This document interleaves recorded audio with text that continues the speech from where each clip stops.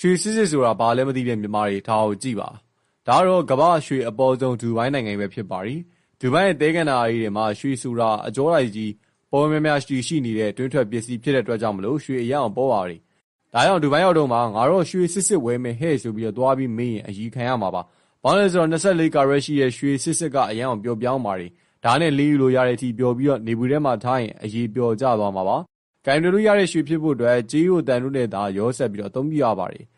အဲ့လိုမှပဲအပြားခတ်ပြီးလက်ဝိရတနာလက်ဝိလို့ရတာပါဒါကြောင့်အခုမြန်မာနိုင်ငံမှာရောင်းနေတဲ့အခောက်ရွှေဆိုတာစာရွက်ထဲမှာ24ကာရက်လို့ရေးထားပေမဲ့ရွှေစစ်မှုပင်နဲ့ကြေးရိုတွေသာဖြစ်ပါတယ်သူ့ဆိုင်မှာဝယ်ပြီးသူ့ဆိုင်မှာပဲပြန်အောင်မှသာအဆင်ပြေမဲ့ရွှေမျိုးတွေပါနိုင်ငံတကာမှာဒါကြီးကိုမြန်မာနိုင်ငံကဝယ်ထားတဲ့အခောက်ရွှေစစ်စစ်ပါ24ကာရက်ပါဆိုပြီးတော့သွားကြီးရောင်းရင်တော့အကြီးခံရပါလိမ့်မယ်